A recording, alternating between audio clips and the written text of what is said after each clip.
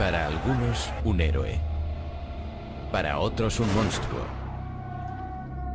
Deseaba que comenzara una tercera guerra mundial.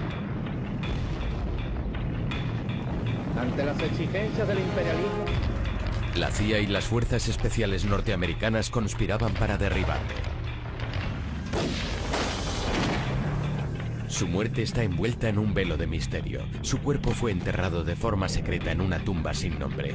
Pero aquel hombre de quien todos esperaban que el mundo se olvidara iba a convertirse en una leyenda.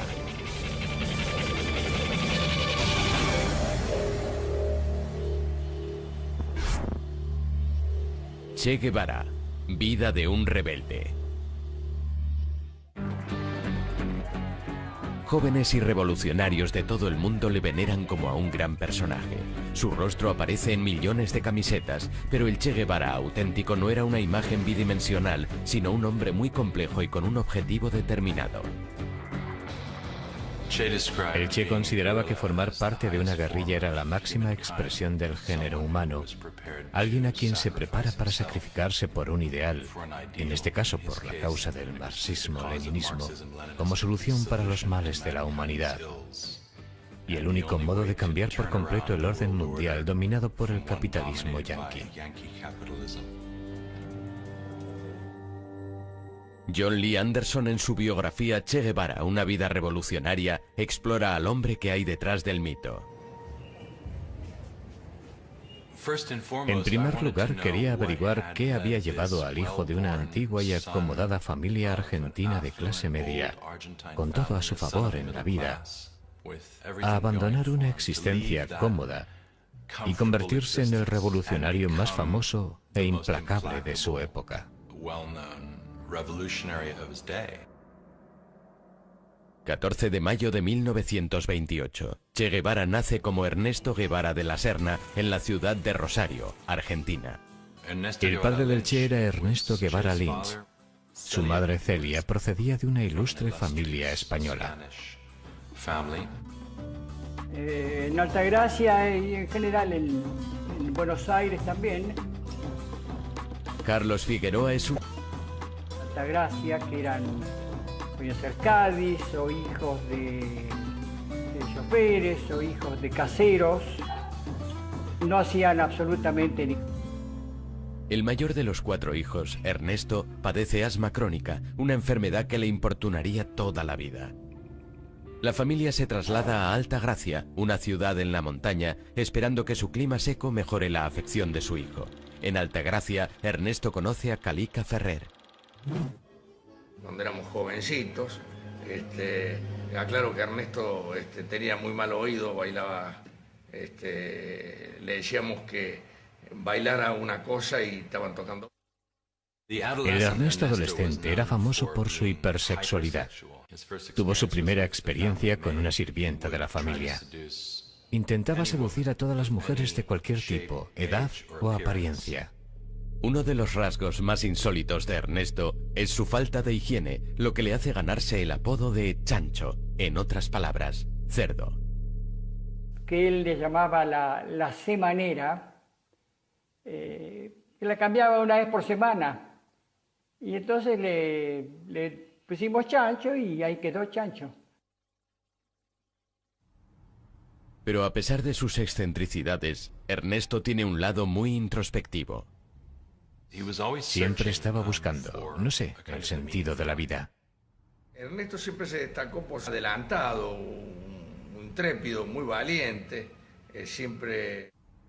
Nehru, Gandhi, Steinbeck y Follner y Mussolini.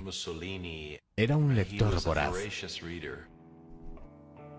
Aunque se matricula en la Facultad de Medicina, la verdadera educación de Ernesto proviene de los viajes que hace por la subdesarrollada Latinoamérica. Alberto Granado era un estudiante mayor que él. Le propuso hacer un viaje en moto a lo largo y ancho de Latinoamérica.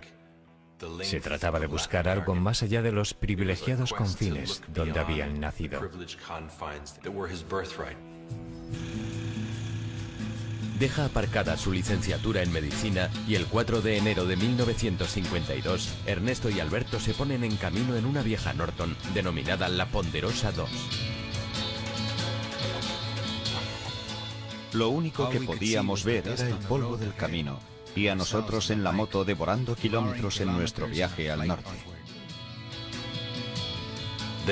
Viajaron hacia la Patagonia y cruzaron Chile, donde la Ponderosa finalmente se agotó. Abandonan la moto y viajan a pie y en la parte de atrás de los camiones y se dirigen a la zona interior de Chile. Subieron al norte para ver la mina de cobre a cielo abierto más grande del mundo, Chuquicamata, que ocupaba un lugar preponderante en la imaginación de los latinoamericanos de aquella época, ya que pertenecía y era explotada por Estados Unidos. Era esa noción de la empresa brutalmente capitalista explotando a los trabajadores locales. Las compañías norteamericanas como Anaconda y Kennecott monopolizan la industria minera de Chile. Las empresas norteamericanas iban a América Latina por dos razones: materia prima barata y sueldos bajos. Para un joven nacionalista e idealista de principios de los años 50, fue muy duro constatar las políticas que Estados Unidos practicaba en Latinoamérica. Vio algo que no había visto antes. Vio el rostro de la miseria. En América, siendo como era Ernesto, realmente le chocó terriblemente. De Chile, Ernesto y Alberto se dirigen a Perú y después siguen hasta Venezuela. Tras 7 meses en la carretera, Alberto decide quedarse en Venezuela, mientras que Ernesto vuelve a Buenos Aires para terminar su último año en la Facultad de Medicina con una nueva conciencia social. Todo este recorrido por nuestra América, con A mayúsculas, me ha cambiado más de lo que esperaba.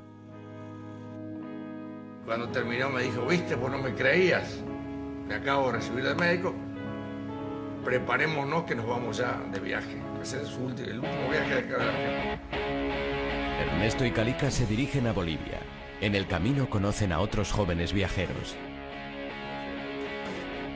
Conocer, es decir, Ernesto siente gran curiosidad por el fervor político de los estudiantes y la situación en Guatemala, donde el presidente Jacobo Arbenz está intentando provocar una revolución social mediante una reforma agraria.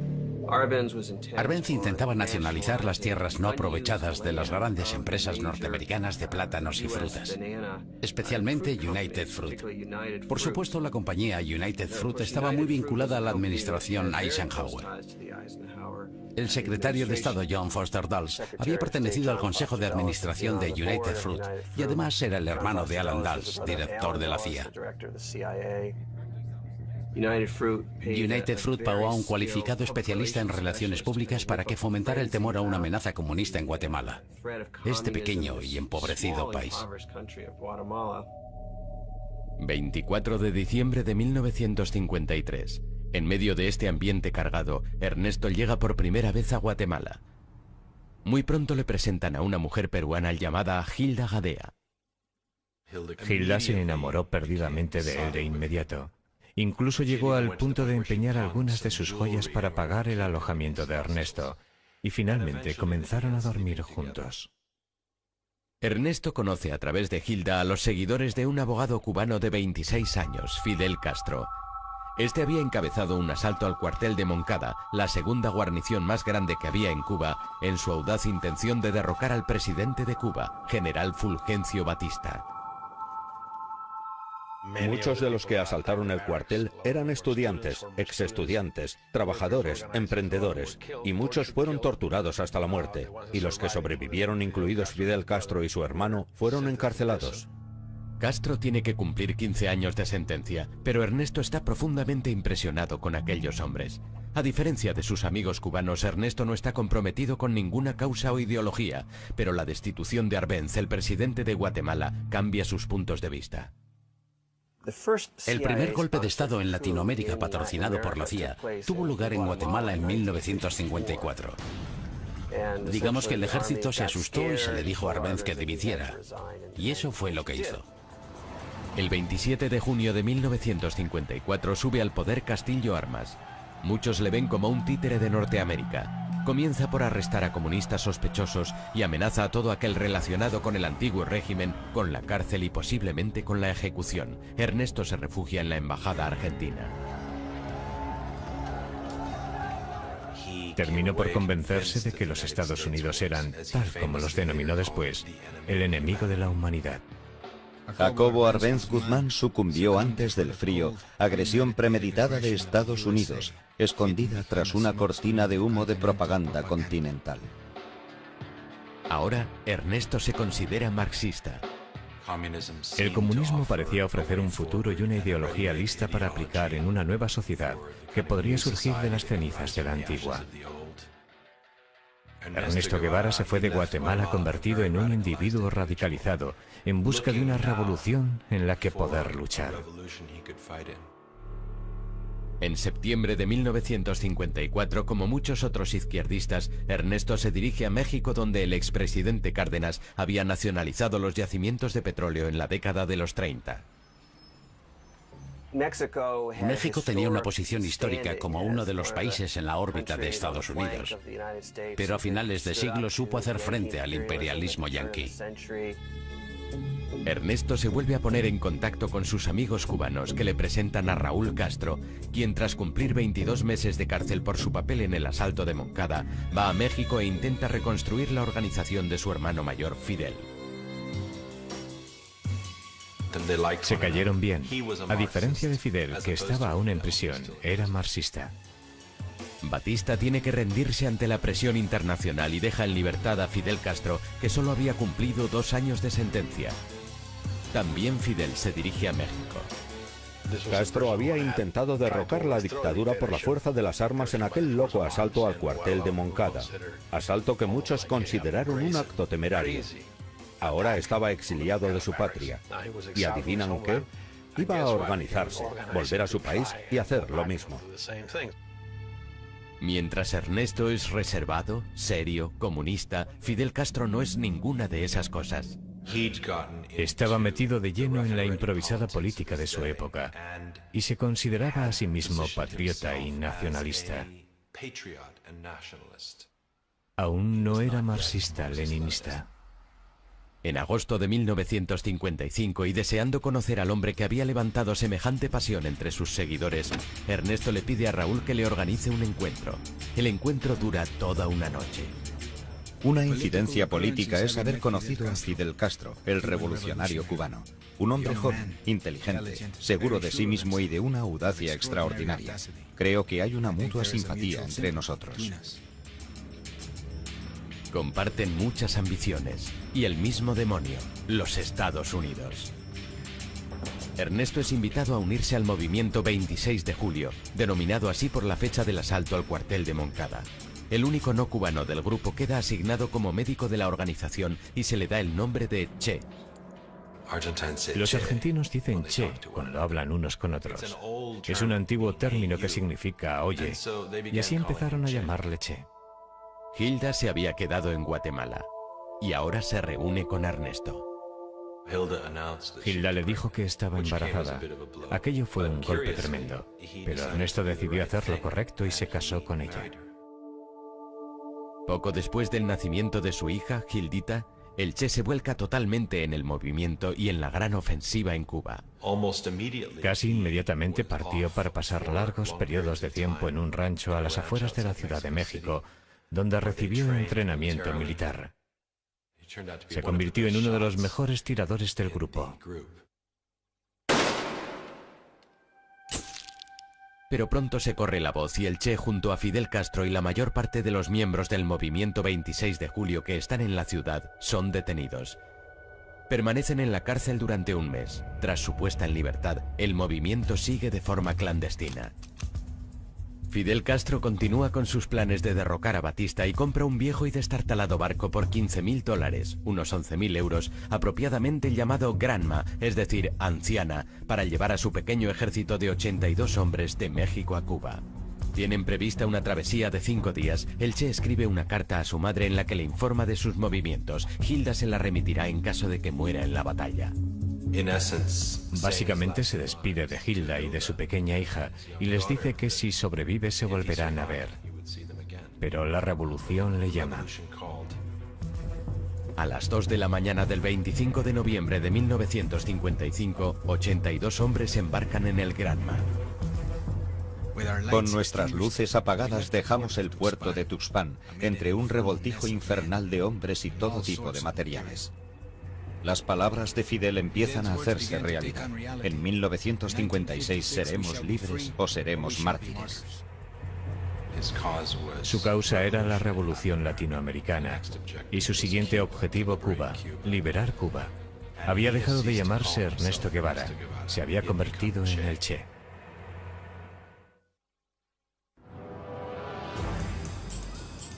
El 25 de noviembre de 1955, un Che Guevara de 27 años emprende junto a Fidel Castro y otros 80 hombres una expedición armada para derrocar al presidente de Cuba, Fulgencio Batista.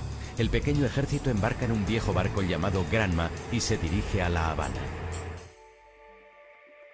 A 150 kilómetros de la costa de Florida, la isla de Cuba disfruta los beneficios de una industria turística en auge. La Habana era el prostíbulo del Caribe, era un lugar donde los norteamericanos iban a pasar fines de semana de desenfreno. Había espectáculos de sexo en vivo, coristas, estaba llena de prostitutas y de drogas. Era un ambiente de carnaval al que muchos turistas norteamericanos acudían en manada. Había algunos aspectos positivos, pero había otra Cuba, y la otra Cuba estaba gobernada militarmente por la dictadura.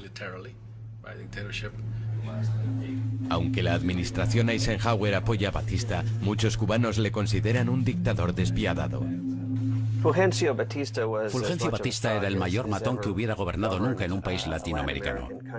Y era alguien de quien se daba por hecho que estaba en deuda con los intereses económicos de Estados Unidos, con los intereses de la mafia norteamericana en Cuba. El séptimo día de la travesía a bordo del Granma ha sido turbulento. Todo el barco tenía un aspecto tan ridículo como trágico. Hombres con rostros angustiados agarrándose el estómago, algunos con las cabezas metidas en los cubos, otros tumbados en posiciones extrañas, inmóviles, con sus ropas manchadas de vómitos. Fue un absoluto desastre. Se desorientaron, se cayó un hombre por la borda. Después le salvaron. Cuando finalmente llegaron a la costa de Cuba, atracaron en el lugar equivocado. Llegan a Cuba con 2 días de retraso y a plena luz del día. Cuando el viejo barco se acerca a la playa Las Coloradas, choca con un banco de arena. Se hundieron y tuvieron que tomar tierra en una marisma.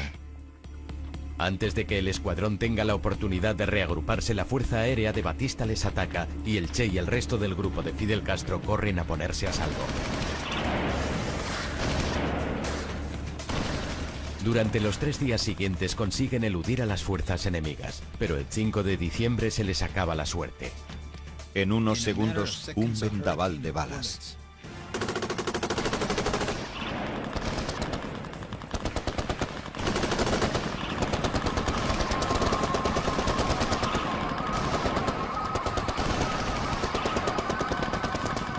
Esto solo aumentado por las escenas dantescas y grotescas. Un robusto guerrillero intentando esconderse tras el tronco de una caña de azúcar y otro, sin saber por qué, pidiendo a gritos silencio en medio del tremendo alboroto. Más de 2/3 fueron masacrados de inmediato. El Che resultó herido en el cuello. En una fracción de segundo tuvo que elegir entre llevarse su rifle y munición o su botiquín de primeros auxilios. Dejó el botiquín y cogió la munición. Cuando el Che se reúne finalmente con Fidel Castro y el resto del grupo, se quedó impresionado al ver los pocos que quedan del grupo. Solo 17 de los 80 hombres a bordo del Granma sobrevivieron. Entre ellos el Che y los hermanos Castro, Fidel y Raúl. La invasión fue tal desastre que en las primeras informaciones se decía que Fidel y el Che habían muerto. Fidel Castro, el Che y los otros se reagrupan y se dirigen hacia la cadena montañosa de Sierra Maestra. Sierra Maestra era la cordillera más cercana a la costa donde habían desembarcado. Fidel planeaba situar allí la base de su movimiento guerrillero. Sierra Maestra es un lugar que alberga desertores, contrabandistas y campesinos. En aquellos momentos ni yo, ni los campesinos de la zona teníamos conocimiento de que existían movimientos. A los 16 años, Dariel Ramírez, apodado Benigno, trabajaba en la granja de su padre en Sierra Maestra. Y la edad que yo tenía en aquellos momentos iba a los 17 años. Recelan de aquellos extraños en las montañas. ¿Quiénes son estos extraños barbudos y malolientes que llevan armas y que han importunado nuestras vidas de forma tan ruidosa?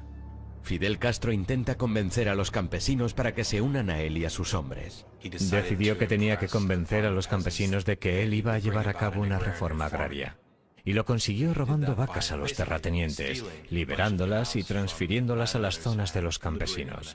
Aquello era un movimiento popular equitativo. Castro decide que ha llegado el momento de que se oiga la presencia rebelde y planea atacar un puesto militar en la zona. El Che se dirige a su primera batalla. El 22 de enero de 1957 los rebeldes tienden una emboscada a una patrulla militar.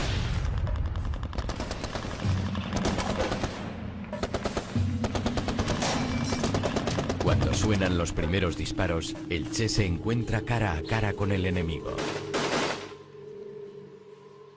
Le disparó en cuanto le vio, y parece ser que estuvo midiendo sus propias reacciones para ver cómo se sentía, y se sentía bien. Se sintió bien. El pequeño grupo ahora tiene que enfrentarse a la ejecución de uno de su grupo. Descubrieron que un hombre llamado Eutimio Guerra, uno de los primeros colaboradores del grupo, era un traidor, un espía. Fidel le sentenció a muerte. Nadie dijo nunca quién había ejecutado a Eutimio Guerra, pero en el diario personal del Che se puede confirmar que fue él, y lo describe con todo detalle. Le despoja de todas sus pertenencias, intercambia unas palabras con él, y después él se pone a su lado. Justo entonces se desató una tormenta. Le puso un revólver en la sien y le voló la tapa de los sesos, con un revólver del calibre 25.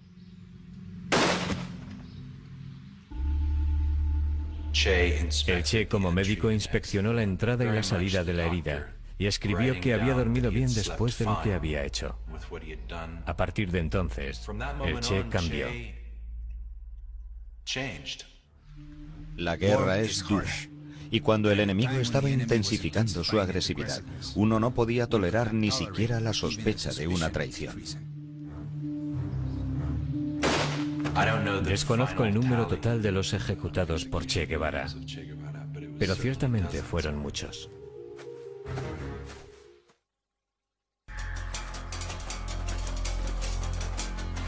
El 17 de febrero de 1957, una pequeña banda de revolucionarios escondida en la jungla y comandada por Fidel Castro supone una amenaza constante con sus emboscadas al ejército y castiga a los traidores de su grupo.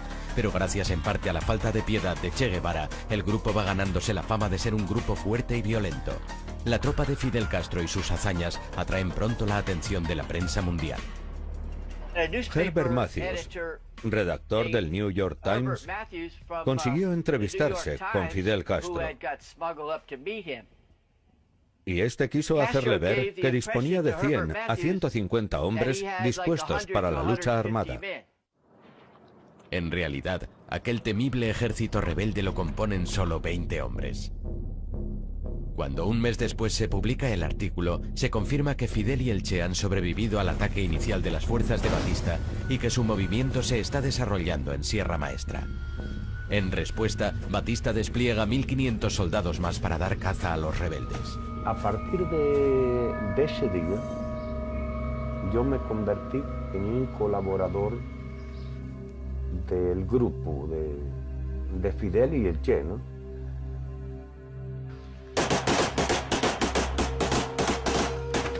Que ya tenía confianza con ellos. Mientras tanto, el 26 de julio miembros urbanos se alistan en el ejército rebelde, entre ellos Chuck Ryan, un estudiante norteamericano de 19 años que reside en la bahía de Guantánamo, donde su padre trabaja como médico para la Marina norteamericana. Teníamos mucha relación con los cubanos. Éramos todos amigos. Íbamos a sus bodas, bautizos y ese tipo de celebraciones. Yo me ofrecí desinteresadamente a ayudarles, consiguiéndoles armas para luchar contra la dictadura. Pronto invitan a Chuck y a otros 2 adolescentes de Guantánamo a unirse a los rebeldes. Hablamos de ello, arreglamos algunas cosas y les dejamos unas cartas a nuestros padres. Los jóvenes norteamericanos y otros 50 nuevos reclutas son conducidos a Sierra Maestra. Una de las primeras personas que conocieron fue el Che. Creo que enviaron al Che porque muchos de los hombres que venían con nosotros se encontraban bastante mal. Estaban muy cansados, completamente desfallecidos. Y es que tardamos 30 horas en subir aquellas colinas, cargados como íbamos. Hay otros voluntarios norteamericanos. Uno de ellos es el joven de 18 años, Don Soldini. Se calcula que todo el ejército rebelde, incluyendo a Fidel, Che, Raúl y mi grupo, consistía en 300 hombres. La vida en el campamento rebelde no es fácil. Mis botas no tenían suelas. Comíamos cuando podíamos. A veces no teníamos agua. Anduvimos unos 300 kilómetros por las montañas. Yo tuve disentería y en fin.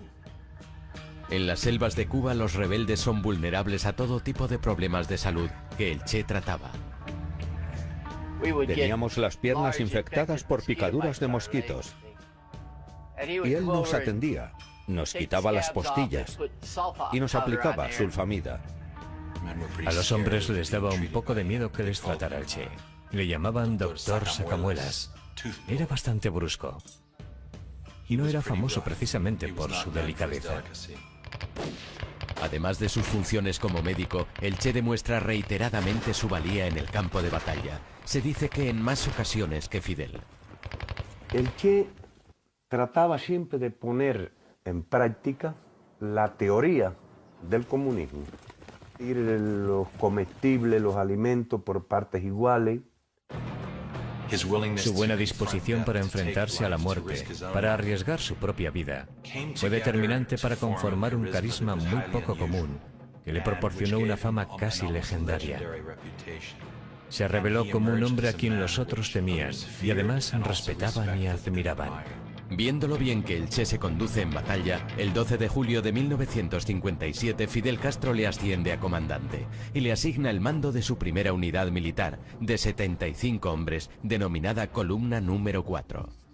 Aquella asignación me hizo entonces el hombre más feliz del mundo. Algunos se sintieron fascinados por sus dotes de mando y su carisma, sobre todo los chicos muy jóvenes. Muchachos de 15, 16 años. Algunos de ellos eran unos granujillas que se habían convertido en sus discípulos. Llegaron a ser conocidos como los cachorros del Che. Era todo para ellos. Un hermano mayor, un padre, un jefe de guerrilla, un instructor y sobre todo un ideólogo. Les daba clases de alfabetización. Quería que leyeran y escribieran. Otros intentan no atraer su atención. Tengo que reconocer que el carácter del Che Guevara era una complejidad de alma y corazón. Y a veces lo veía con una tranquilidad que condenaba a un chivato a muerte. En octubre, el Che tiene una nueva base en la mesa. Con esta nueva libertad de movimientos, comienza a organizar la zona, comenzando por un arsenal, una panadería, una carnicería e incluso un periódico llamado El Cubano Libre. En febrero de 1958 comienzan a emitir mensajes desde su propia emisora de radio, Radio Rebelde.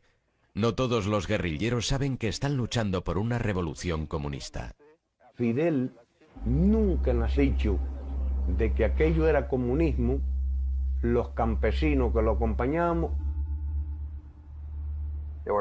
Preocupaba mucho el poder y la retórica de Castro y quién era él. En aquella época era una especie de misterio. La CIA y el ejército estadounidense seguían proporcionando armas a Batista. Las tropas de Batista baten Sierra Maestra, pero aún así los rebeldes juegan con ventaja al ganarse el inestimable apoyo de la población local. El ejército de Batista estaba contra las cuerdas y Fidel eligió al Che para llevar la guerra al norte. Tras 18 meses en Sierra Maestra, es el momento de extender la guerra a otras partes de Cuba. Che Guevara y su columna marchan 600 kilómetros hacia la provincia de Las Villas, estratégicamente situada cerca de Santa Clara y la cuarta ciudad más grande de Cuba, a solo 4 horas de La Habana. A finales de 1958 conoció a Aleida March. Ella apoyaba el movimiento del 26 de julio. Aleida había pasado clandestinamente armas y mensajes desde las ciudades hasta el campamento del Che, pero en una de esas misiones la descubren.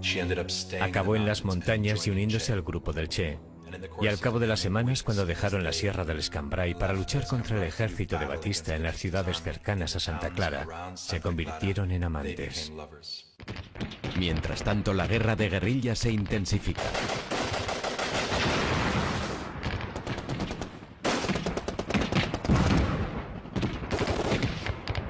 Fidel Castro y su ejército rebelde, formado ahora por unos 800 hombres, comienzan a trasladarse a la provincia de Oriente. Mientras, el Che ataca cuarteles del ejército utilizando tácticas psicológicas de la guerrilla para ahuyentar al enemigo. Imaginemos un lunes a la 1 de la madrugada. Un rebelde dispara un tiro al cuartel. Y por supuesto, la respuesta es una gran cantidad de disparos. Y a continuación, este rebelde se iba a casa a dormir. La noche siguiente, un rebelde iba a las 11 de la noche y otro a las 4 de la madrugada. Y ambos hacían lo mismo, disparar un tiro. La tercera noche, en aquel cuartel estaba todo el mundo despierto, nadie dormía. Así conseguían que aquellos soldados quisieran marcharse. Y por supuesto, tras 2 semanas, aquella guarnición abandonaba el campamento. Te encuentras en una situación en la que piensas que el enemigo es superior, y eso no puede ser muy bueno para la moral de la tropa, lo que definitivamente afectó al ejército de Batista. El 27 de diciembre de 1958, Fidel Castro ordena al Che que ataque Santa Clara, el último bastión de Batista, con 340 guerrilleros, para luchar contra una fuerza enemiga 10 veces mayor. Los guerrilleros estaban instruidos, sabían lo que estaban haciendo, sabían que tenían un buen comandante, tenían al Che. Él era el mejor, confiaban en él. Estábamos siguiendo todo a través de la onda corta de Radio Rebelde. Las noticias que nos llegaban desde Santa Clara, donde estaba el Che, no eran muy buenas. La emisión rebelde decía que estaban recibiendo una paliza. Pero aquella información era equivocada. Estaban luchando contra un ejército superior, pero formado por gente muy pobre, y no iban a jugarse la vida por mantener a Batista en el poder. Siendo conscientes de la inutilidad de la resistencia, se rindieron y más de 100 armas pasaron al lado de la libertad. El golpe final a las fuerzas de Batista llegó cuando el Che y sus hombres tienden una emboscada a un tren que transportaba refuerzos a Santa Clara. El 31 de diciembre de 1958, Batista huyó de La Habana con todo su séquito y varios millones de dólares en metálico. Cuando se propaga la noticia de la marcha de Batista, las tropas comienzan a rendirse. Fidel ordenó al Che que marchara de Santa Clara a La Habana, mientras él hacía un desfile victorioso más pausado a lo largo de la isla. Un Fidel Castro de 32 años y su ejército rebelde llegan a La Habana el 8 de febrero de 1959. Hoy todos los ojos de los poderosos opresores y de los esperanzados están fijos en nosotros. El sueño del Che es el de una Latinoamérica unida y socialista, un nuevo orden mundial que no casa bien con los Estados Unidos. Para lograrlo, el Che extenderá la revolución por todo el continente, pero antes se va a derramar más sangre.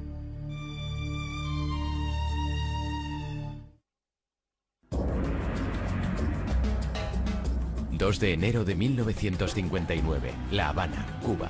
Tras 2 años de guerra contra las fuerzas del presidente cubano Fulgencio Batista, una guerrilla comandada por Fidel Castro y por Che Guevara se ha hecho con el control de Cuba. En La Habana, la tarea del Che va a consistir en respaldar al nuevo gobierno revolucionario en el poder, controlando y purgando todo tipo de oposición. Mientras el presidente Fulgencio Batista huye de Cuba derrotado, Fidel Castro y su ejército rebelde hacen una entrada triunfal en La Habana. Nos recibieron como libertadores. La gente corría de aquí para allá con botellas de ron. La gente se volvió loca. Aquello fue una cosa muy bonita, fue una experiencia maravillosa, que creo que por primera vez en la vida se ha visto al pueblo de Cuba todo unido. Tras 2 años viviendo en las montañas, los rebeldes no tienen fuerzas para resistirse a las tentaciones de La Habana. El Che tuvo que dictar órdenes estrictas en cuanto a la conducta de sus jóvenes que llegaban a La Habana por primera vez y que se encontraban con aquellas mujeres jóvenes y hermosas. Literalmente se lanzaron sobre ellas. Aleida me describió todo aquello como una especie de orgía, sobre todo en las matas, debajo de la gran estatua de Cristo. La esposa del Che, Hilda, no le había visto desde que empezara la guerrilla 2 años antes. Vuela a La Habana con su hija sin saber que hay otra mujer en la vida del Che. Él le dijo enseguida que ya no estaba enamorado de ella y que quería el divorcio. El Che se casó con Aleida 2 meses después, en una pequeña ceremonia con Raúl Castro como uno de sus testigos. Mientras el Che pone en orden su vida privada, Fidel Castro comienza a implementar el primer cambio importante en Cuba. En un principio, la mayor parte de la población estaba esperando un cambio. Castro, cuando estaba en las montañas, siempre prometió elecciones, elecciones libres, en 18 meses. There is not communism or Marxism in our ideas. We will not seize any land from anybody. Sin embargo, el 16 de febrero, solo 2 meses después de la victoria rebelde, Fidel Castro jura como primer ministro y no hay elecciones. Entonces, ciertos segmentos de la clase profesional, la élite y la clase media, comenzaron a desconfiar de Castro y de su régimen. Hubo un debate que comenzó casi desde el primer día que Castro tomó el poder, y era si era comunista o no. Y parte de ese debate se centró en el Che Guevara, quien obviamente pronto apareció en la pantalla de radar de la CIA. Temiendo que una alianza con un conocido comunista podría hacer peligrar su posición, Fidel Castro mantiene al Che a distancia. Ordenó al Che que se hiciera cargo de la fortaleza La Cabaña, que es una antigua plaza fuerte colonial que domina el puerto de La Habana y la ciudad. Allí fueron juzgados los criminales de guerra. El Che ordena la ejecución de los sentenciados como culpables. Es decir, seguir haciendo lo que ya había hecho en la guerra. Juicios sumariales a torturadores, a los hombres acusados de crímenes de guerra y llevando a término sus ejecuciones. Las ejecuciones ante el pelotón de fusilamiento se llevaban a cabo en La Cabaña. El guerrillero norteamericano Neil McCauley había pasado muchos meses con los rebeldes y ayudaba a adiestrar a los soldados. El jefe del pelotón de fusilamiento se dirige a él para que lleve a cabo la primera ronda de ejecuciones públicas. Le dije, esto es cosa de los cubanos, háganlo ustedes. Y él me dijo, no, porque ¿qué pasa si lo hacen mal? Necesitamos a alguien que al menos dé en el blanco. Me convenció. No me importaba. Iba a disparar a aquellos tipos con mucho gusto. Así que me acerqué, me puse al mando del pelotón de fusilamiento, les dirigí y le maté. Después acercaron al siguiente y también le maté.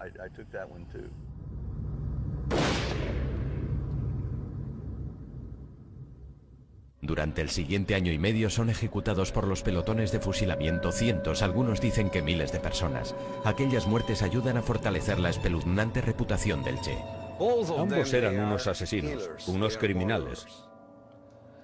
Castro mató a miles de personas y Che Guevara también mató a miles de personas. Así que el Che también era un demonio.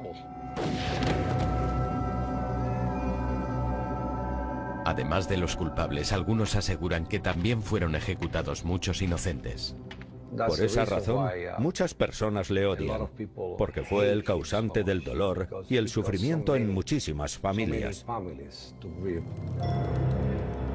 ¿Mataron a inocentes? Yo no conozco ningún caso. Lo que esto provocó fue que se mostrara a un Fidel a quien solo le importaba el negocio, nada de revolución. Cuba era un lugar peligroso. Mientras el Che continúa con los tribunales de guerra, las mismas preguntas que se hacen en Estados Unidos respecto al nuevo régimen se las hace también al otro lado del mundo el primer ministro soviético Nikita Khrushchev. Mi padre preguntó a la inteligencia, al KGB, a sus analistas políticos, ¿quiénes son esos tipos? Y le respondieron que eran dictadores de Centroamérica en sustitución de otro dictador de Centroamérica que con toda seguridad estaban a favor de Estados Unidos y tal vez eran agentes de la CIA. No tenían ni idea de que pudieran ser socialistas. Siendo consciente de que tiene que mitigar la preocupación de Estados Unidos, Fidel Castro viaja a Washington el 15 de abril de 1959. Se reunió con el vicepresidente Nixon. Afirmó en la prensa norteamericana que él no era marxista, lo desmintió una y otra vez y dijo ser humanista demócrata. Durante aquellos meses iniciales todos hacían conjeturas respecto a Fidel. Pero entre bastidores, Fidel Castro se había alineado con el Partido Comunista Cubano. Siempre ha quedado la duda de si Fidel se convirtió en marxista por razones pragmáticas o evolucionó con el tiempo. Pero sin duda las convicciones ideológicas del Che influyen en Fidel. Durante los años en Sierra Maestra, el Che fue una caja de resonancia vital y un consejero de Fidel. Él le forjó como un hombre fuerte y revolucionario, y también contribuyó a su cambio de rumbo hacia la izquierda. Fidel Castro comparte con el Che ideología y la voluntad de cambiar Cuba. De forma secreta se reunía con el Che y algunos de sus compañeros más radicales para trazar los planes del futuro Estado comunista de Cuba. El gobierno comienza a preparar la reforma agraria cubana, ley que promulga la confiscación de la propiedad privada. Pero antes de poner en práctica el plan, el Che es enviado al extranjero. Los espías norteamericanos que vigilaban Cuba, e incluso muchos cubanos, creían que Fidel había marginado al Che. Era excesivamente radical. El 12 de junio de 1959, el Che sale de Cuba para visitar Asia, África y Europa, y toma su primer contacto con la Unión Soviética. Les ofrece un trato. Estados Unidos había rechazado comprar varios millones de toneladas de azúcar cubano. Eran las normas en la Guerra Fría. Aunque tú no pensaras que esas personas podrían ser tus aliados o tus amigos, si intentaban hacer algo que fuera negativo para tu enemigo, tenías que ayudarles. Los soviéticos aceptan comprar lo que los norteamericanos habían rechazado. Necesitaban armas. Así que la Unión Soviética comenzó a venderles antiguos tanques soviéticos y algunos aviones y aviones de combate. Los soviéticos también les proporcionan petróleo que las refinerías pertenecientes a Estados Unidos se niegan a procesar.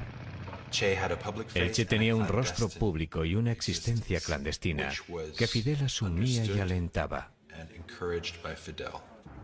Como recompensa, Fidel le da al Che un papel importante en el gobierno cubano como director del Ministerio de Industrialización y es nombrado presidente del Banco Nacional de Cuba. Mostraba su desdén por el mundo de las finanzas y el dinero, firmando los billetes del Banco de Cuba simplemente con la palabra Che. Firmó las primeras monedas oficiales solo con la palabra Che. Y en mi opinión, aquello fue un insulto al pueblo cubano. Fue un insulto. La estructura capitalista de Cuba está llegando a su fin. Castro bajó el nivel de vida de Cuba, por lo que, en vez de hacer más ricos a todos, hizo muchísimo más pobres a todos. Fidel Castro decreta una reforma agraria y el 7 de mayo de 1959 se llevan a cabo las primeras confiscaciones de las grandes propiedades agrícolas. La gente comienza a ver la realidad de lo que va a venir. Y muy pronto los cubanos comienzan su éxodo a Miami. Mientras miles huyen de Cuba, el Che aborda un plan incluso más radical. Un argumento favorito del Che era que para que Cuba llegara a ser totalmente soberana políticamente, tenía que ser económicamente independiente de Estados Unidos. Y la única forma de conseguir aquello era cortando todos los lazos económicos con los Estados Unidos. Estados Unidos ha invertido millones de dólares en Cuba. Todo pertenecía a Estados Unidos. La compañía eléctrica, los puertos, las minas, la línea aérea que volaba 2 veces al día a Miami, las cadenas de televisión. A la negativa de Estados Unidos de refinar el petróleo de Cuba, Fidel responde nacionalizando todas las compañías petroleras extranjeras. En represalia, Estados Unidos rompe todas las relaciones diplomáticas. Menos de 10 meses después, todas las empresas norteamericanas son embargadas. Washington contraataca y anuncia un embargo comercial de todas las exportaciones de Cuba. Mientras aumenta la tensión con Estados Unidos, en Cuba cualquier tipo de oposición al régimen es vista como contrarrevolucionaria y un delito. Incluso está mal vista la práctica de la religión. Varias docenas de sacerdotes católicos son expulsados de la isla. Juramos sobre la Biblia y prometimos luchar hasta que Cuba fuera libre, o hasta la muerte. Y muchos de los fundadores de mi organización, MRR, Movimiento de Recuperación Revolucionaria, murieron frente al pelotón de fusilamiento. Los asesinatos fueron terribles. Se producían en todas partes. Yo no quería vivir bajo un régimen como aquel, ni mi esposa tampoco. Mientras miles huían de Cuba, aquel estado de confrontación establecido por el gobierno revolucionario cubano contra Estados Unidos ya no se puede soportar más. Sinceramente, es un hombre incontrolable. Esa es la clave, no podemos controlarle. El servicio interno de la CIA dice que Fidel Castro tiene que ser eliminado y la revolución cubana anulada. Y necesitamos poner en marcha un plan para derrocar el gobierno de Castro. Mientras la visión del Che de una Cuba socialista se hace realidad, el presidente Eisenhower mantiene reuniones a puerta cerrada. Ha llegado el momento de la acción. Está a punto de empezar una guerra secreta. Al año de la llegada al poder de Fidel Castro, la economía capitalista de Cuba se ha desmoronado. Che Guevara está directamente implicado en la confiscación de la tierra. Se nacionalizan los intereses extranjeros. Miles de cubanos huyen del país. Se cortan las relaciones con Estados Unidos y Cuba se pone al lado de la Unión Soviética. Norteamérica toma medidas. Se le presenta un plan al presidente Eisenhower y él lo firma. Se pone en marcha un programa de operaciones encubiertas para invadir Cuba.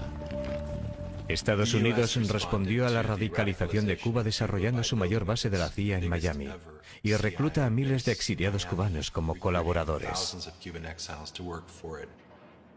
Uno de los nuevos reclutas era un joven llamado Félix Rodríguez. Nacido y criado en Cuba, Félix huye con su familia a Miami tras la llegada al poder de Fidel Castro. Me enteré de que había campos de entrenamiento para ir a luchar contra Castro, así que me apunté. Tenía 18 años. Los exiliados cubanos se entrenan en Guatemala bajo la dirección de la CIA, y un pequeño grupo es enviado a Cuba. Nuestro equipo se infiltró en Cuba antes de la invasión para trabajar con la resistencia. En Estados Unidos, John Fitzgerald Kennedy jura su cargo como presidente el 20 de enero de 1961. En su primera reunión, el director de la CIA para la zona occidental le dijo: a no ser que elimine a Fidel Castro, a Raúl Castro y al Che Guevara como parte de ese plan, no va a ganar nunca. Este asunto va a ser interminable. Kennedy está de acuerdo. No solo apoyará el plan de la CIA para invadir Cuba, sino también las conspiraciones de asesinatos de la CIA. Así pues, en agosto de 1960, un alto oficial de la CIA llamado Richard Weissel autorizó a la CIA crear pastillas venenosas que serían enviadas a los contactos de la mafia dentro de Cuba y, de algún modo, colocadas en la comida de Fidel. Aunque los intentos de asesinato son fallidos, el plan para invadir Cuba comienza el 15 de abril de 1961. En el curso del enfrentamiento, Fidel finalmente se mostró tal como era en realidad y anunció que era socialista marxista-leninista y que en lo sucesivo el régimen iba a ser aliado de la Unión Soviética. Fidel Castro asigna al Che el mando del ejército occidental de Cuba, pero la invasión comienza en el sur, en una zona llamada Playa Girón, en la bahía de Cochinos. Cuando el ejército formado por cubanos exiliados, conocido como Brigada 2506, se aproxima a la isla el 17 de abril de 1961, sus barcos son hundidos por la Fuerza Aérea Cubana. Se esperaba alguna ayuda, como una ayuda aérea o de la Marina, pero esa ayuda no llegó. Durante 48 horas aquel ejército fue severamente castigado. El Che estaba lejos de la acción, pero todos atribuyeron la victoria sobre los norteamericanos a él y a Fidel Castro. Eran unos héroes en las escuelas, en las universidades y también para los líderes de la Unión Soviética. Para el nuevo presidente norteamericano, la invasión es un desastre. Hubo un famoso encuentro entre Che Guevara y un asesor de Kennedy llamado Richard Goodwin. Lo primero que le dijo a Goodwin fue: gracias por lo de la bahía de Cochinos. Ayudó a consolidar nuestra revolución. Antes de la invasión éramos un joven gobierno fragmentado, pero después nuestra victoria y el fervor nacionalista que se despertó nos ha permitido avanzar realmente y de forma mucho más firme que antes. Aquella invasión fue un fracaso en todos los sentidos. Fidel Castro y el Che están convencidos de que Norteamérica les invadirá de nuevo y buscan protección en los soviéticos. Mi padre decía, no podemos proteger Cuba utilizando fuerzas convencionales, así que tenemos que ser muy rotundos. Aquel que invada Cuba se verá metido en problemas porque nosotros vamos en serio. La última discusión acerca de desplegar misiles en Cuba tuvo lugar entre el Che y Khrushchev. Muy pronto son detectados misiles soviéticos en Cuba. Es una época muy peligrosa. Fidel Castro y el Che conminan a los soviéticos a lanzar los misiles en caso de una invasión terrestre norteamericana.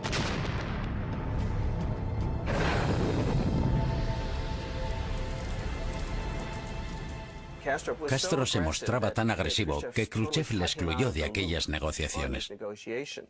Sin consultar con Castro ni con el Che, Khrushchev hace un trato con Kennedy. Norteamérica no invadiría Cuba y nosotros nos llevaríamos nuestros misiles. Para Fidel Castro y el Che, aquello es un acto de absoluta traición. Y fue el Che, el primer oficial cubano que se enfrentó a un oficial soviético para leerle la cartilla. Desilusionado con los soviéticos, el Che es consciente de que tiene que buscar otros socios de izquierdas. Encuentra lo que estaba buscando en China. La revolución maoísta era la revolución extrema y Che Guevara pertenecía a ese extremo. El Che se queda impresionado con los planes de Mao Zedong para llevar a China desde una sociedad agraria a una moderna sociedad comunista. El Che quiere hacer lo mismo en Cuba. Tiene una visión ideal del nuevo hombre socialista, aquel que trabaja para lograr un mayor bienestar general y no un beneficio personal. Ahora, en nuestra Cuba, trabajar tiene un nuevo significado y se hace con una alegría renovada. La idea era crear un nuevo hombre que estuviera dispuesto a sacrificarse en favor de los demás. Construir un paraíso socialista con trabajo duro y dedicación. Muy a menudo dormía en su despacho. Incluso algunas visitas famosas a veces le encontraron dormido en el suelo. Inició un programa de trabajo voluntario y en su único día libre, él mismo solía ir a cortar caña. Insta a sus colegas a que hagan lo mismo. En La Habana se ganó la fama de ser un poco aguafiestas. Su esposa Aleida y sus 4 hijos están también sometidos a su rígida ideología. En casa era austero y severo. Se negó a que su esposa Aleida usara el coche oficial del ministerio. Tenía que coger el autobús. Si algún dignatario extranjero le hacía un regalo, ella tenía que devolverlo. El Che también tiene otras arriesgadas campañas en mente. El Che quería centrarse mucho más en una revolución internacional. Comenzó a hacer renacer sus esperanzas de extender la revolución socialista a otras partes de Latinoamérica, como una forma de crear un respiro, de abrir un nuevo pulmón para Cuba en el hemisferio. Los soviéticos le veían cada vez más como una especie de radical peligroso y prochino, y plantearon sus críticas a Fidel. El Che es consciente de que la situación en Cuba se está complicando y empieza a pensar en marcharse. El Che se daba cuenta de que Fidel era completamente dependiente económicamente de la Unión Soviética, y él estaba en condiciones de marcharse y revolucionar el mundo socialista. Para lograrlo tendrá que enfrentarse a la Unión Soviética, poner en peligro su relación con Fidel Castro y ponerse a sí mismo en la línea de fuego.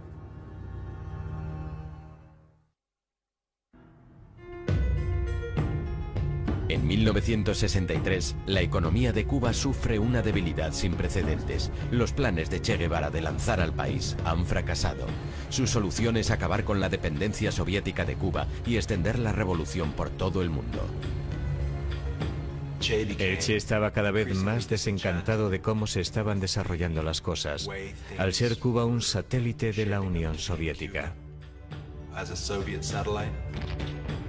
En agosto de 1964, la atención de la administración de Lyndon Johnson se desvía de Cuba a Vietnam y a la creciente agitación en África. Los cubanos también ponen sus ojos en África, sobre todo en lo que había sido el antiguo Congo belga. El Congo está en el corazón de África. Podía ser el motor o el corazón de una revolución socialista que saliera al exterior y liberara al hemisferio. El gobierno del presidente Kasavubu, apoyado por la CIA, lucha contra un grupo rebelde denominado Movimiento de Liberación del Congo.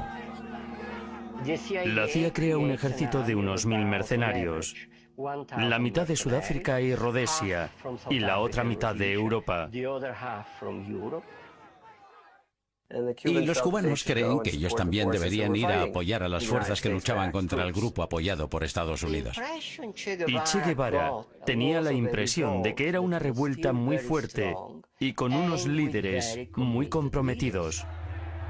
Con el Congo en mente preparado para una revolución, el Che se dirige a Nueva York y al país que durante tanto tiempo ha despreciado. Vino en diciembre de 1964 y pronunció un discurso en las Naciones Unidas. Total de los artefactos termonucleares y apoyamos la celebración de una conferencia de todos los países del mundo para llevar a cabo estas aspiraciones de los pueblos.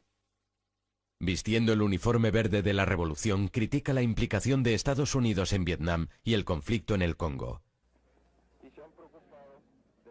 Después una aparición en el programa de noticias Face the Nation.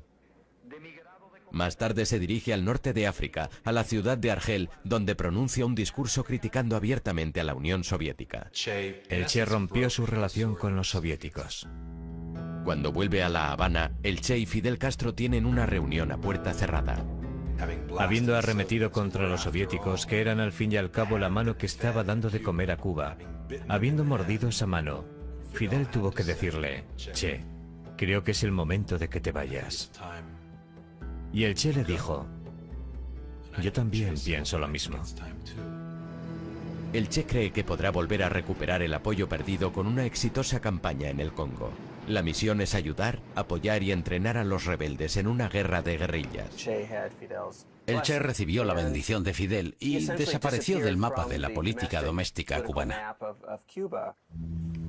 El Che y sus hombres llegan a la ribera congoleña del lago Tanganica el 24 de abril de 1965. Mira, era una situación muy difícil. Lo primero, que en el Congo no había nada preparado. En el caso del líder rebelde congoleño, Laurent Kabila, visitó el frente solo una vez. Kabila llegó en una lancha motora con un par de prostitutas y varias botellas de whisky. Los mismos hombres del Che casi se amotinan contra él cuando vieron al lado de qué tipo de hombres estaban luchando. No había dirigentes, no había hombres para hacer la revolución, no se había organizado nada. El máximo dirigente de la lucha. El Che espera poner en forma a los rebeldes y organiza algunas batidas exitosas, pero en el proceso pierde a 6 de sus hombres. Durante casi un año el Che no aparece en público. La CIA creía que había muerto o le habían asesinado cuando se fue de Cuba. 3 de octubre de 1965. Como respuesta a las especulaciones de que él había ordenado el asesinato del Che, Fidel Castro lee una carta que el Che le ha escrito.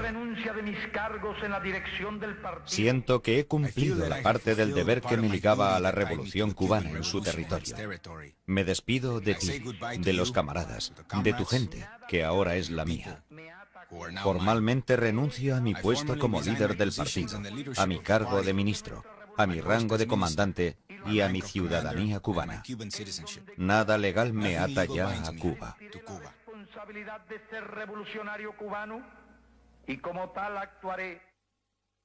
El Che no esperaba que la carta se leyera en público. Y resulta que ya no lo era. Ni comandante de cubano ni de africano, porque de africano no podía ser, porque ya allí no había africano a quien mandar. El Che estaba viviendo un periodo muy negro. También recibió la noticia de la muerte de su madre. Estaba muy unido a su madre. Aquello fue algo realmente duro para él. Cuando el Che llega al Congo, ya llega transformado en otra persona. Ya no es el Che común, no es el Che. A mediados de octubre las fuerzas gubernamentales y los mercenarios avanzan. Su campamento fue prácticamente destruido. La resistencia rebelde se desmoronó y al mismo tiempo el gobierno de Tanzania decide que no va a apoyar más esa guerra. Fidel insta al Che a que abandone la misión y sus hombres vuelvan a casa. El retrato que dieron del Congo fue ignominioso. Así fue como él lo describió, y contentos de haber podido salir con vida. Admitiendo la derrota, el Che se refugia en la embajada de Tanzania y después se traslada a una casa segura en Praga. Fidel le envió emisarios, instándole a recapacitar y volver. El Che se negó. No quería volver a Cuba después de haber dicho que se marchaba. Y si fuera necesario, moriría liderando otras revoluciones en otros lugares. Pasado algún tiempo, Fidel le dijo al Che que había acordado un trato con el líder del Partido Comunista de Bolivia para que el Che fuera allí. No podía dejar escapar aquella oportunidad. En Bolivia el plan del Che es adiestrar a una guerrilla para comenzar una guerra de liberación que podría extenderse por todo el hemisferio. Esperaba desencadenar suficientes fuerzas insurgentes por todo el mundo que pudieran atraer a todo el arsenal norteamericano. Esto les distraería de Vietnam y a la larga toda su potencia se podría tambalear y cambiar el orden mundial de una vez por todas. Estaba intentando comenzar la Tercera Guerra Mundial. Una guerra que eliminará el capitalismo y en su lugar instaurará el comunismo. Si lo hubiera conseguido, habría cambiado el mundo. El Che jamás consideró que podría fracasar.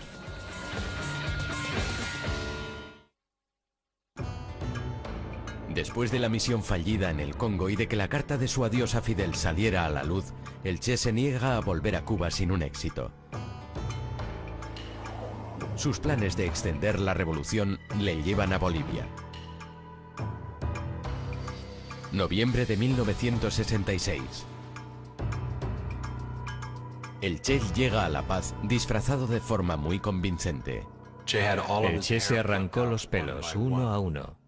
Se creó la identidad de un viajante, un hombre de 50 y tantos años.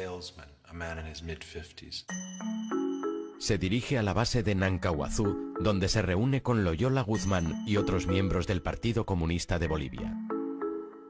Era militante de la Juventud Comunista de Bolivia desde el 60 y por esa razón, como era parte de la Dirección Nacional de la Juventud Comunista. El Che explica la misión al grupo.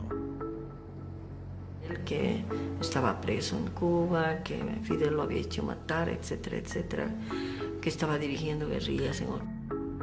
Pero pronto el Che cambia de planes. En vez de utilizar Bolivia como base para iniciar la revolución en otros países, la utilizará como el punto de arranque de la revolución que él mismo liderará.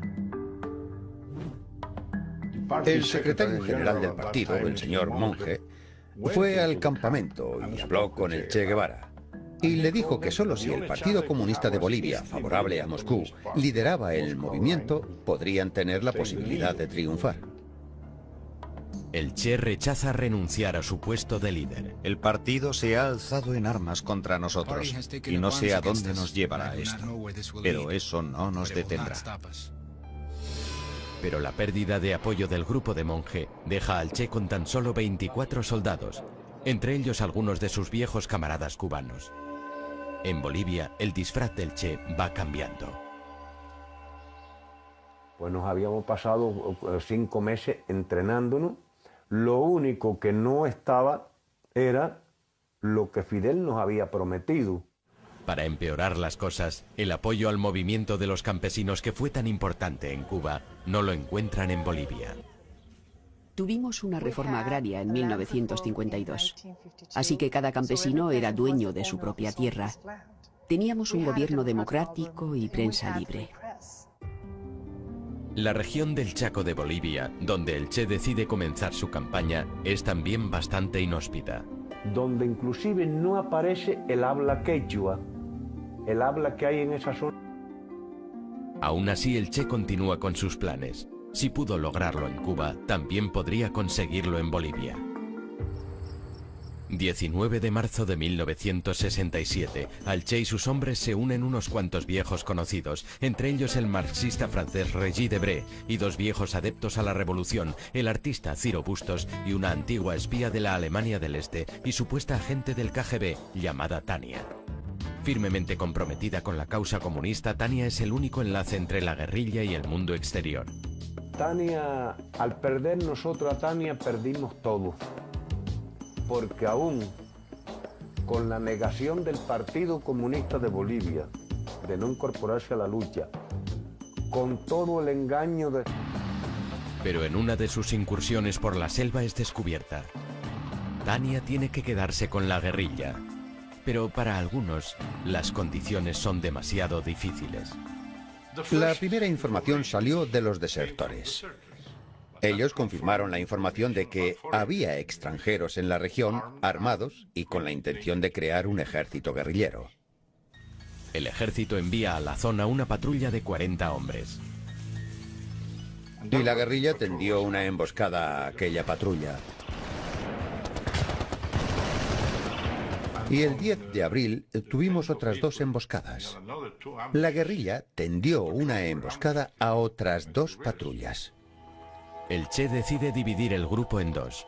Un líder rebelde llamado Joaquín se quedará en la retaguardia mientras el Che va a la vanguardia. Da instrucciones a Regis Debray y a Ciro Bustos para que hagan llegar un mensaje a Fidel Castro. En el intento son capturados y hechos prisioneros por el ejército boliviano. El sargento Miguel Arroyo les interroga. Ellos sí, ellos fueron, pero él prácticamente por voluntad, porque él estaba muy preocupado, Bustos graficó la imagen de todos los guerrilleros. Ahí se pudo detectar ya la aparición de Guevara, porque lo saca con barba y con su cachimba ya. Regis Debray confirma la identidad del Che. Cuando reapareció en Bolivia en 1967 había que ver los informes de la CIA diciendo: bueno, sí, suponemos que estábamos equivocados cuando pensábamos que en estos últimos años podría haber muerto, pero parece que está vivito y coleando y promoviendo la revolución en la selva de Bolivia. La CIA envía un par de agentes a Bolivia en junio de 1967. Uno de ellos es Félix Rodríguez, el hombre que a los 18 años se había preparado para la Bahía de Cochinos. Se ha ofrecido a asesinar al Che y a Fidel Castro. El gobierno boliviano estaba seguro de que él estaba intentando promocionar la guerrilla en la zona. Con la evidencia de que el Che intentaba comenzar una guerra de guerrillas en su país, el presidente boliviano empieza una campaña propagandística contra ellos.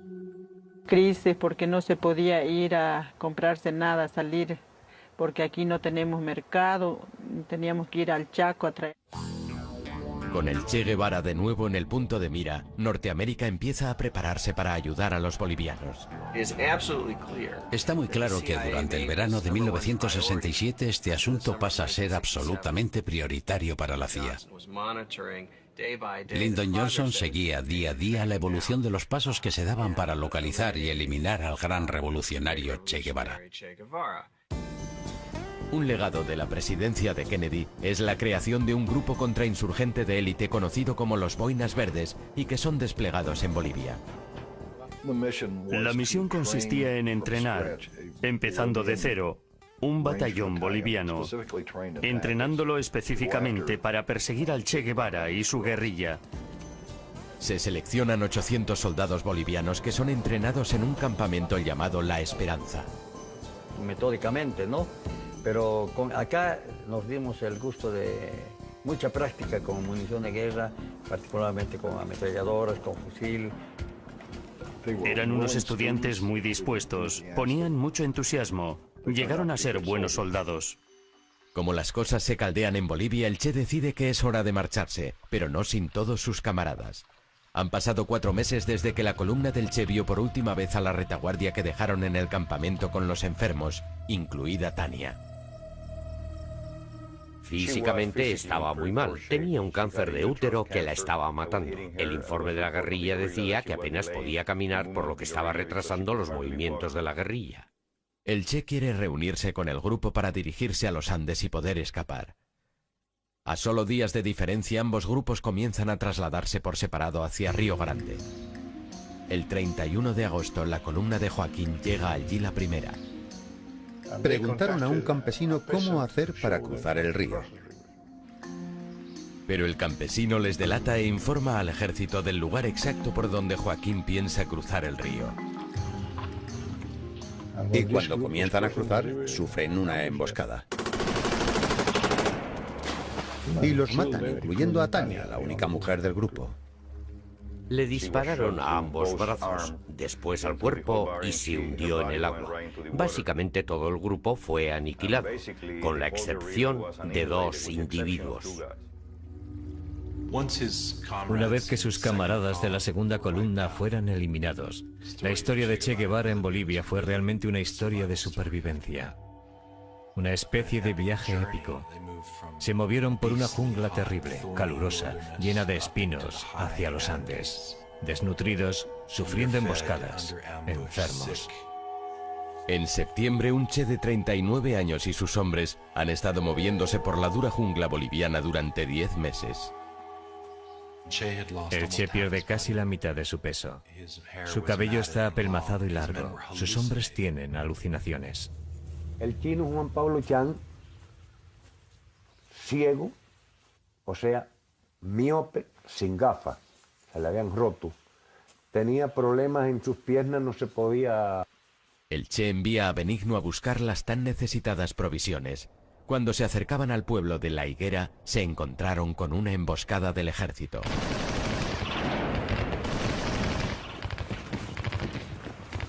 Regresé a donde estaba el Che, le explico la situación que hay.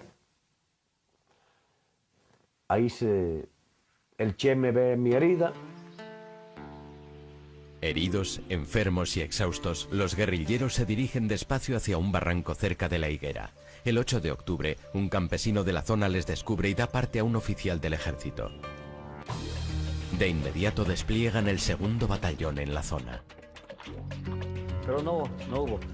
Mientras tanto, yo acá a Valle Grande, y una columna como era tan larga... Tenía unos 70 hombres conmigo. Bajamos a La Higuera y de allí al barranco. Cuando los soldados bolivianos comienzan a descender por las montañas, el Che se da cuenta de que él y sus hombres están atrapados. Tendrán que luchar para poder escapar. Recibimos disparos de los guerrilleros. Murieron 2 soldados, así que empezamos a disparar.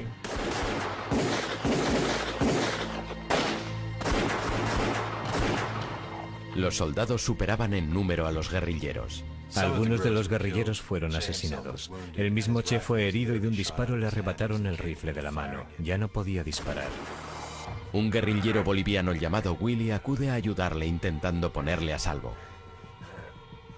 Por seguridad tenía 2 soldados arriba, a unos 15 metros. Y vieron a esos 2 individuos intentando salir del barranco. Avanzaban despacio. Los soldados esperaron hasta que estuvieron delante de ellos. Los 2 guerrilleros no tienen escapatoria. Una cosa que me llamó la atención es que llevaba un pequeño cazo con 6 huevos. Tenía mucho cuidado en proteger a aquellos huevos. Probablemente iba a ser su comida al día siguiente. Y le dije, ¿quién eres? Y él me contestó, soy el Che, y valgo más vivo que muerto. Ha hecho falta un ejército, pero finalmente Che Guevara ha sido capturado. Los bolivianos están sedientos de sangre, pero los únicos que pueden salvar al Che son aquellos a los que él odia tanto.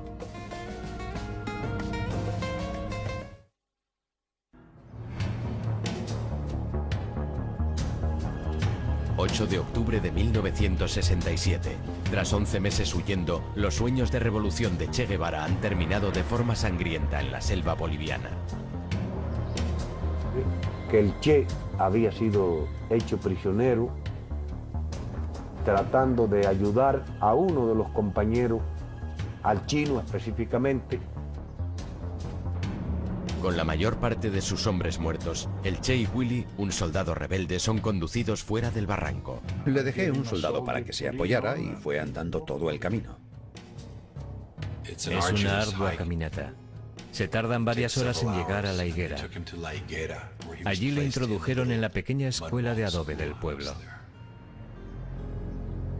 Lo metieron al Che al aula donde yo trabajaba y custodiaban ellos de una manera bien... Curiosa, la maestra de la escuela local, Julia Cortez, pide que le dejen ver al prisionero. Sofisticado en su vestimenta, ¿no? Esa era mi curiosidad tan grande que yo tenía de ver cómo era esa persona tan especial. Luego, como estaba un poquito oscuro, iba a salir, pero que no había ese rato a quien preguntar, que tendría que esperar que retorne nuevamente alguien del lugar donde estaban concentrados. La tomó con mucho gusto y luego me agradeció, me dijo... El capitán Gary Prado también habla con el Che. Le pregunté, ¿por qué no se rindió hace unas semanas? ¿Por qué no disolvió a sus guerrilleros? ¿Dónde iba a ir?, me dijo.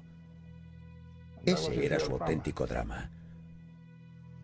No tenía dónde ir. En Valle Grande, el agente de la CIA Félix Rodríguez y los otros mandos bolivianos reciben la noticia. Aquella noche lo celebramos, compramos un par de botellas de whisky y lo celebramos. Al día siguiente, Félix Rodríguez y el coronel boliviano Centeno llegan a La Higuera.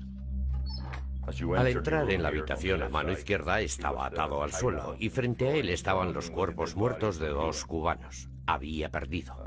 Parecía un mendigo. Sientes pena, piedad por su apariencia. Era absolutamente desastrosa. El coronel Centeno trata de interrogar al Che. El coronel Centeno fue el que le habló. Yo estaba allí de pie con el otro oficial y el coronel empezó a hacerle preguntas. El Che no le contestaba. El coronel Centeno se puso furioso y dijo: usted es un extranjero, ha venido a mi país y lo menos que puede hacer es contestarme. Félix envía un mensaje diciendo que el Che ha sido capturado. El mensaje tiene que ser enviado a través de la CIA por varios países sudamericanos. Tardará horas en llegar a Washington.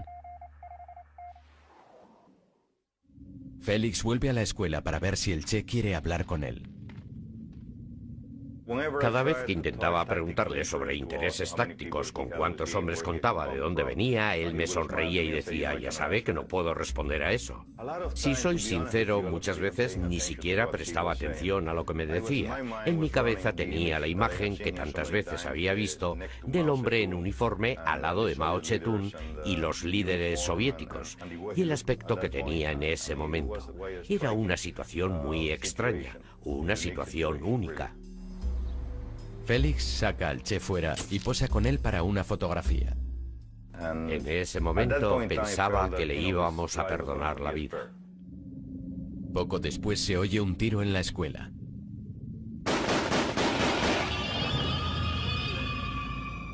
Pensé que le habían disparado al Che. Fui corriendo, abrí la puerta y él me miró. Le miré, fui a la otra habitación y le vi a Willy que estaba agonizando. Y el soldado que le disparó me dijo, mi capitán intentaba escapar, lo que era ridículo. Recibió la orden de ejecutarle.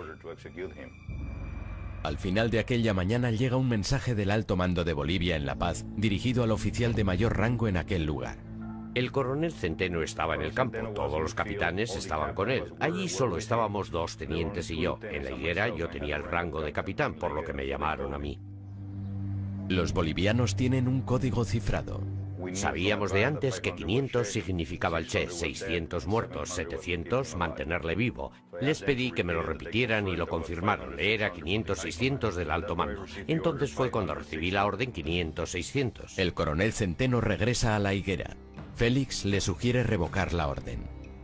Mi coronel, hay órdenes de sus mandos de eliminar al prisionero. La orden de mi gobierno es intentar mantenerle vivo a toda costa. Tenemos helicópteros y podemos llevarle de aquí a Panamá. Pero los bolivianos no se volverán atrás. El Che es demasiada responsabilidad. Lo quieren muerto. Custodiaban ellos de una manera bien responsable, ¿no? Estaban... La maestra de la escuela, Julia Cortés, aborda a Félix. Entró donde yo estaba y me dijo, mi capitán, ¿cuándo le van a matar? ¿Por qué dice eso? Me mostró la radio y me dijo, en la radio están diciendo que ha muerto a causa de las heridas sufridas en el combate. En ese momento me di cuenta de que no tenía sentido esperar más.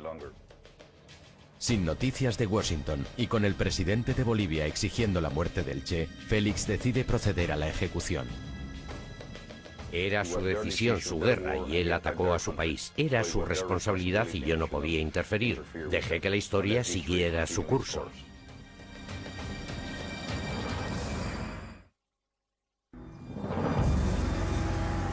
Solo un día después de la captura de Che Guevara, el gobierno boliviano ordena su muerte. Las noticias afirman que ha muerto en la batalla. Encerrado en una celda junto a los cadáveres de sus compañeros, el Che espera su destino. El 9 de octubre, a las 12:30 del mediodía, el agente de la CIA, Félix Rodríguez, entra en la escuela. Estaba sentado en el banco, me quedé de pie frente a él y le dije, comandante, lo siento, lo he intentado. Se quedó blanco como una hoja de papel, pero muy tranquilo me dijo, es mejor así, no deberían haberme capturado vivo. Le pregunté si quería que mandara algún mensaje, si quería algo para su familia. Puede decirle a mi esposa que vuelva a casarse y que intente ser feliz.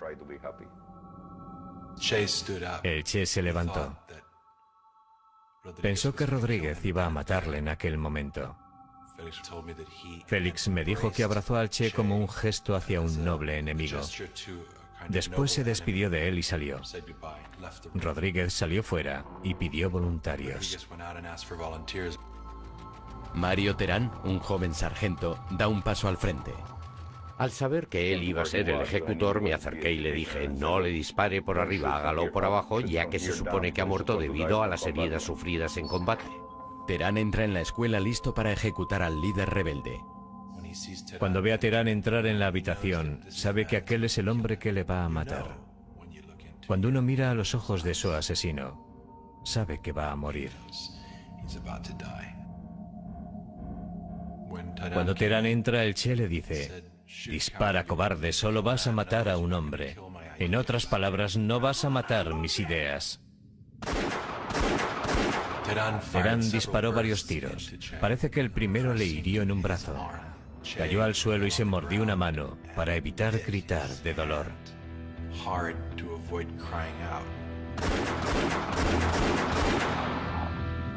Después, Terán le remató con otra ráfaga. Entraron en su cuerpo unas 8 balas. La bala fatal le entró en el tórax y se asfixió en su propia sangre. Cuando llegaron el capitán Gary Prado y el capitán Centeno, entramos todos en la habitación. Y el capitán Prado dijo, mi capitán, creo que hemos terminado con la guerrilla en Latinoamérica. Y lo subieron al helicóptero en las alas, no lo han metido ni adentro. Y ahí yo lo he visto con mis ojos, todavía lo amarraron con una... Antes de que partiera el helicóptero, se acerca un sacerdote. Le dio la última bendición. El Che, un hombre ateo que no creía en Dios, recibió la bendición de la Iglesia Católica. Trasladan el cuerpo del Che al hospital local en Valle Grande. Personas de la zona recorren kilómetros para ver su cuerpo. Uno de ellos es el fotógrafo local, René Cadima. Servicio de inteligencia, ninguna persona enfoca cuando el Che esté llegando. Nadie saca fotos, nosotros le vamos a dar enseguida, no dijeron. Que si no se le va a decomisar su cámara. Entonces no sacamos nada. Aquella noche Félix se reúne con militares de alto rango del ejército boliviano. A uno de los generales le preocupa que la gente no crea que ese sea realmente el cadáver del Che. Decía, si Fidel Castro desmiente que sea el Che Guevara, nosotros tenemos que probarlo. Y dijo, córtenle la cabeza y pónganla en formaldehído. Yo le dije, como altas instancias del Estado, ustedes no pueden presentar la cabeza de un ser humano como prueba. Y dijo, pues córtenle ambas manos y pónganlas en formaldehído. Así que se le cortaron ambas manos por aquí. Las manos del Che son enviadas a Cuba como prueba de que está muerto. He sacado fotos, habían ido y lo enterraron. El cadáver del Che y los de sus camaradas muertos han sido secretamente enterrados en un lugar no revelado. Fue una decisión tomada entre el presidente boliviano, la CIA y los generales que estaban allí en ese momento. La idea era negar al Che una tumba donde sus seguidores pudieran encontrarle y rendirle tributo. El 18 de octubre, Fidel anuncia la muerte del Che al pueblo cubano. Yo cuando supe de verdad de que el Che había muerto... En todo el mundo la gente se manifiesta en protesta contra su ejecución. Con la muerte del Che crece su leyenda. Su rostro se ha convertido en el icono por excelencia de la juventud rebelde ante el poder establecido. El lugar donde fue enterrado el Che permanece en secreto durante 28 años, hasta que el escritor John Lee Anderson descubre la verdad. Tuve una entrevista con el general retirado Mario Vargas Salinas y se me ocurrió preguntarle así como de pasada, ¿dónde está el cadáver del Che? Aunque yo supiera que era un secreto militar. Valle Grande. No olvidaré jamás el día que fui a esa fosa y me dijeron en voz baja, John Lee, es él. Eres consciente de que estás observando la escena del crimen, que todo un Estado ha intentado ocultar, y sientes que aquel es un momento histórico. Me sentí tan bien al poder revelar todo aquello. Los restos del Che y de los otros son finalmente depositados en una tumba en Santa Clara, Cuba, en el 30º aniversario de su muerte. Su hermoso martirio terminó nutriendo y alentando a las futuras generaciones de Latinoamérica y de todas partes. Sin embargo, su auténtico logro como revolucionario solo se ha producido en Cuba. El problema es que fracasó. Ninguna de las cosas que quiso cambiar han cambiado todavía. La mayoría de las personas que tuvieron relación con el Che y de algún modo le ayudaron, pagaron las consecuencias. Son los que quedamos. No queda más nadie, ni de boliviano ni cubano. Te voy a decir una cosa, antes de contestarte esto. Yo en parte me alegro de que el Che... Benigno vive ahora en el exilio en París y en Cuba es considerado un traidor. El Che sigue siendo recordado en Bolivia. Su presidente socialista, Evo Morales, es un crítico de los Estados Unidos. Guevara en Bolivia, Che Guevara, Fidel Castro, un grupo que ahora, sin levantar armas contra el imperio, contra los nuevos patrones en Bolivia y en Latinoamérica, pues estamos no solo en tiempos de lucha, sino en tiempos... Habían algunos partidos políticos de izquierda, oportunistas, que no apoyaron esa lucha de Che Guevara. Actualmente ya nadie habla de la guerra de guerrillas. Es todo terrorismo. Ya no hay Che Guevara, solo Osama Bin Laden y personas como él. El Che era casi un purista. No estaba de acuerdo con el terrorismo. En la guerra del Che no había coches bomba. No había terroristas suicidas. Había una idea de sacrificio noble. En definitiva, el Che era una paradoja. Era alguien con cuya indignación social y pasional puedo identificarme y entender. Pero también era alguien cuya, a veces, fría lógica y cuya retórica y cuyas acciones me parecen terribles. Alguien que anhelaba cambiar el mundo y que lo intentó, pero que, en última instancia, fracasó.